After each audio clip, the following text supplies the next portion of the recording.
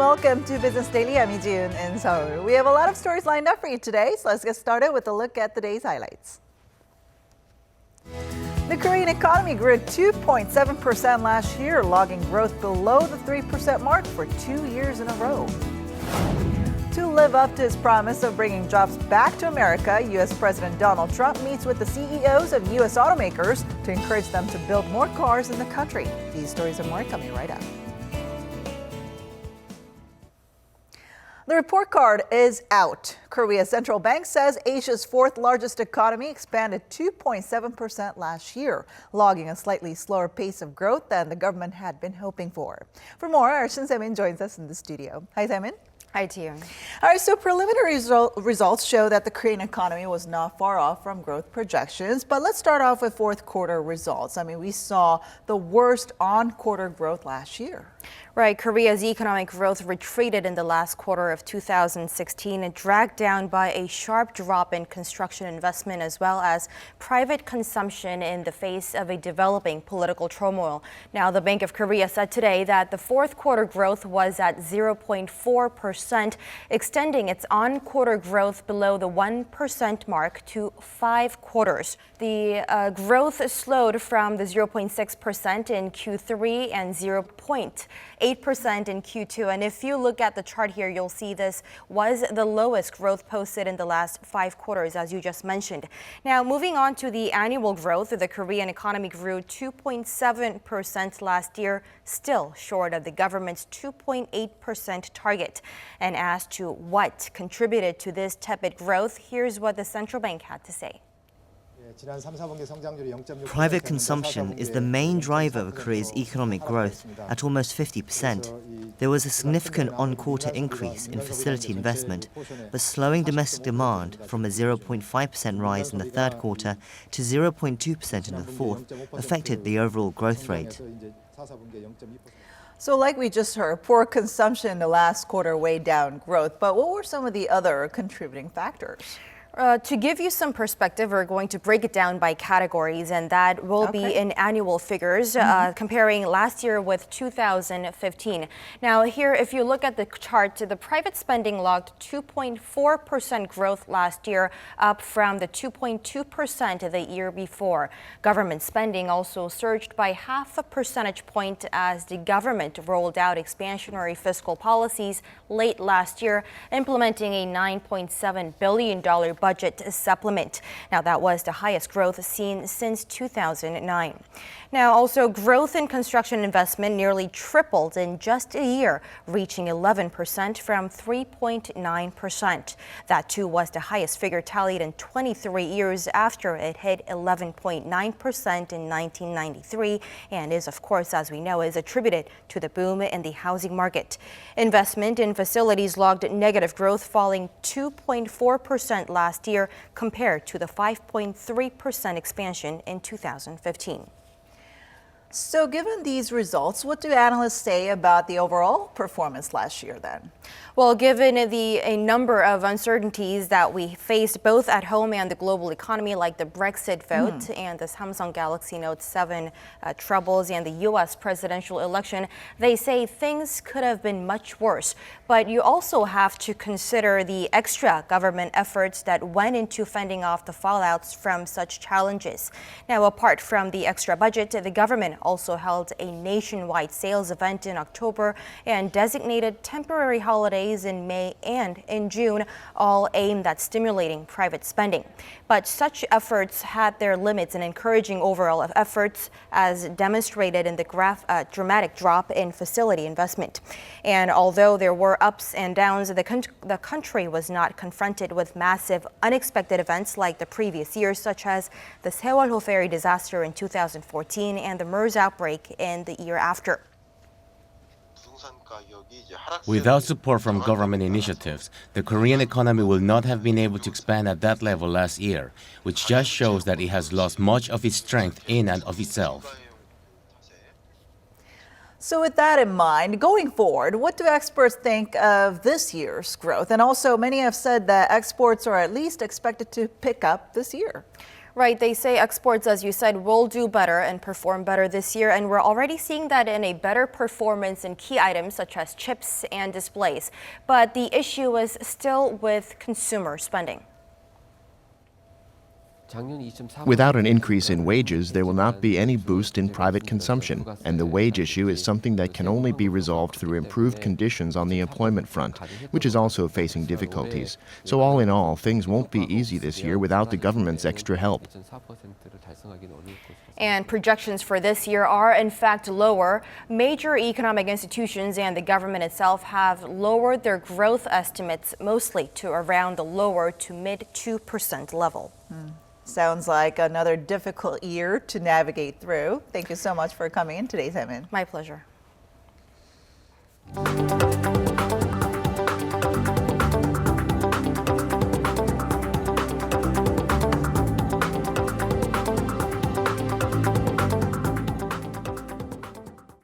Hyundai Motor has reported its fourth quarter earnings, and things are not pretty. Net profits of Korea's largest automaker missed estimates, recording a 30% plunge year over year at 1.07 trillion won, or $918 million.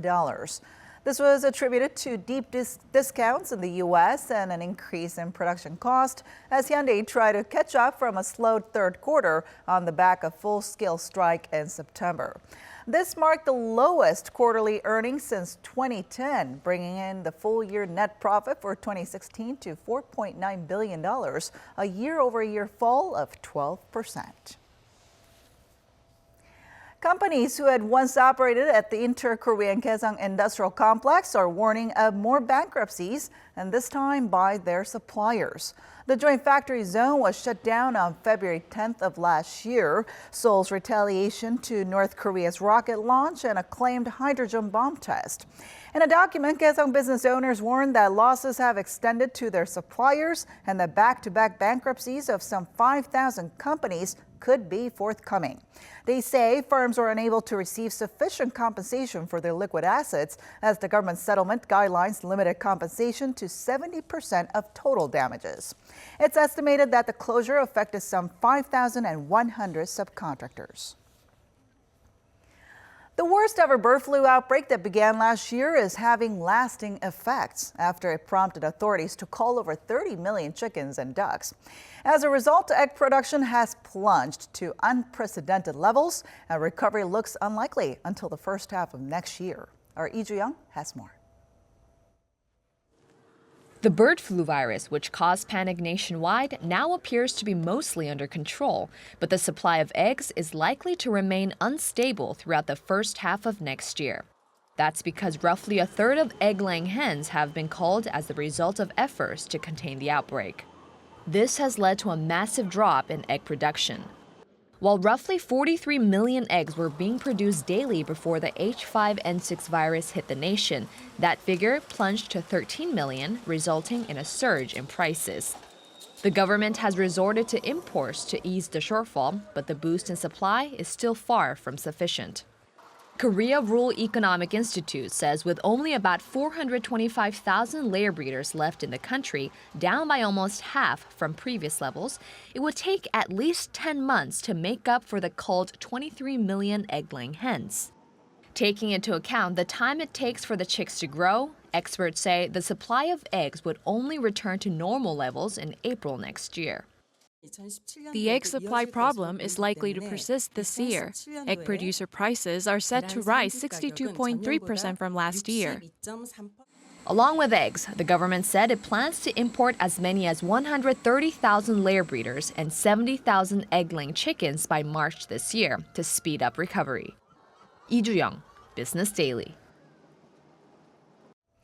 And more effects from the bird flu outbreak. Exports of Korea's samgyetang or ginseng chicken soup to neighboring China have virtually grounded to a halt, with December exports falling to less than a tenth of the level shipped out in the previous month.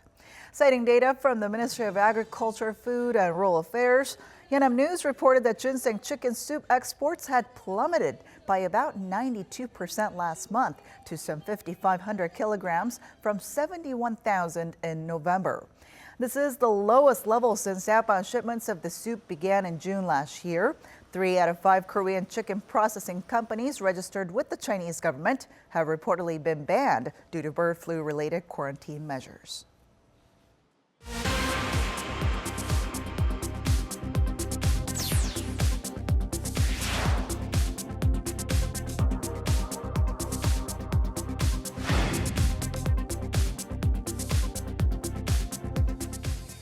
U.S. President Donald Trump has met with the heads of the country's big 3 car giants, urging them to increase production and create more jobs in the United States. Our Ian Shin reports. U.S. President Donald Trump has taken another step towards his Buy American and Hire American policy, under which he pledged to make domestic investment more attractive through tax cuts and deregulation. Trump met with the CEOs of the 3 largest U.S. automobile makers, General Motors, Ford, and Fiat Chrysler, at the White House on Tuesday to encourage them to increase production and help create more U.S. jobs. I am, to a large extent, an environmentalist. I believe in it. But it's out of control, and we're going to make a very short process, but to have a lot of plants from a lot of different items built in the United States. Though Trump didn't specify which regulations would be relaxed or removed, he told the auto industry leaders about his desire to make it easier for them to build plants in the U.S. Since Trump took office on Friday, he's moved forward with promises to implement protectionist trade policies benefiting American workers by withdrawing the U.S. from the Trans-Pacific Partnership Trade Agreement and pledging to renegotiate the North American Free Trade Agreement. Though it wasn't part of the meeting, Japanese carmaker Toyota on Tuesday announced plans to invest $600 million to create jobs and expand a plant in Indiana. I can't think of a better way than to start Indiana's 3rd century and by strengthening our partnership with Toyota as we do today with this announcement of expansion and all the new jobs and all the new opportunities. Toyota's plan is part of its $10 billion investment project planned for the next 5 years. The automaker's strategy is widely seen as part of efforts to go along with the new president's America's First ideology, which includes more jobs for American workers. Ian Shin, Business Daily. Now, the price of carbon credits are rising here in Korea as the country races to meet its commitment to curb greenhouse gas emissions by 37%. But as the Trump administration's stance on climate change remains cloudy, many wonder whether the landmark Paris Agreement will be seen through. Our Eunice Kim has more. Starting in January of 2015, Korea launched a greenhouse gas emissions trading system, the first in East Asia. Under the market-based approach, 600 local companies were allocated carbon emission permits that define an allowable amount of discharged pollutants within a given period of time, which can be bought and sold on a carbon exchange. But as demand outnumbered supply, the price of such carbon credits has been soaring. According to Korea Exchange, the cost of the credits per ton last year was 7,881, or less than $7. But as for this year, that price more than doubled to close in on nearly 21,000 won. That's also more than double what the equivalent is going for on the EU carbon exchange. Responding to the supply and demand mismatch, the finance ministry said it will raise the amount of credits on the market for this year, adding 17 million tons from its earlier goal of 522 million tons. But some companies are choosing to hold on to their unused credits without a clear picture on how policy will change in the long run, leaving in particular power and semiconductor companies in a bind. Some even question the fate of the Paris Agreement on climate change, as U.S. President Donald Trump had at one point called the phenomena a hoax and a very, very expensive form of tax. Though he has since backtracked some on those statements, it remains to be seen what new energy and climate policies the new U.S. leader will push out in the coming days. Eunice Kim, Business Daily.